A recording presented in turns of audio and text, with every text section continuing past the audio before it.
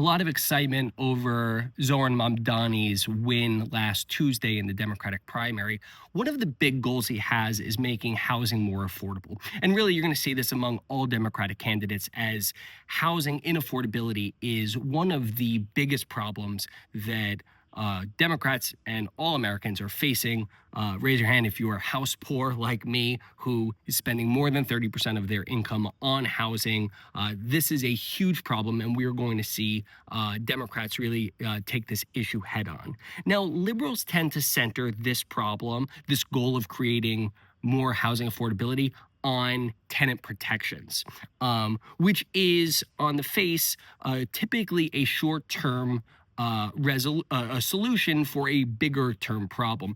The bigger issue is that housing was not developed on par with population growth since the 70s. We just stopped creating a sufficient housing stock as population grew, and so many older houses were never redeveloped, and there's just not enough houses for the number of people who want them.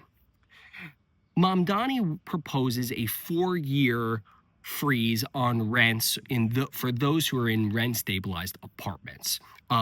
It's nearly 2.5 million New Yorkers who are in rent-stabilized units, and so he wants, through the Rent Control Board, to freeze the rents where they are.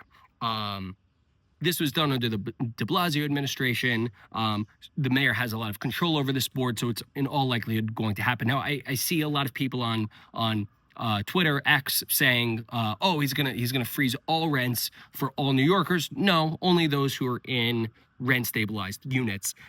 There is a downside to this. The downside is that landlords and developers, who nobody likes, says, due to market economics, if you freeze the rents on units, it could exacerbate housing scarcity. And that's because, for several reasons. One, it disincentivizes maintenance and investment in the units. Landlords will face stagnant revenues, and so therefore they were going to cut back on services and maintenance and upgrades and building upkeep.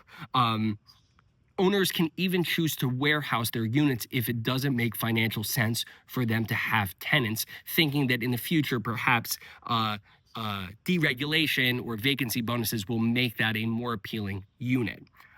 Two, it also disencourages new construction, knowing that those units are not going to be providing the amount of revenue that they need.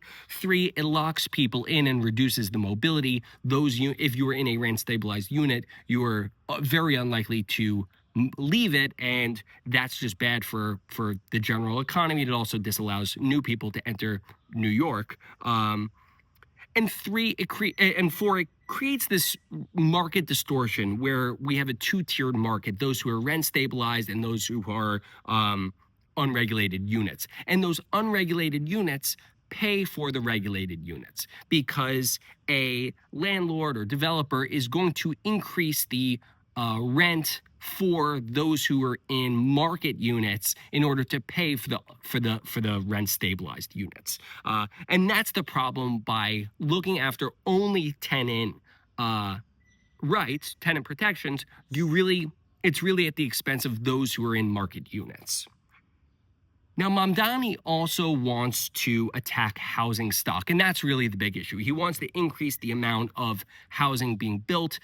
He wants a massive public affordability housing build-out. He pledges to triple the city's production of housing.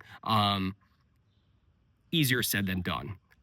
He also wants to double the capital investment in NYCHA and raise $100 billion over 10 years.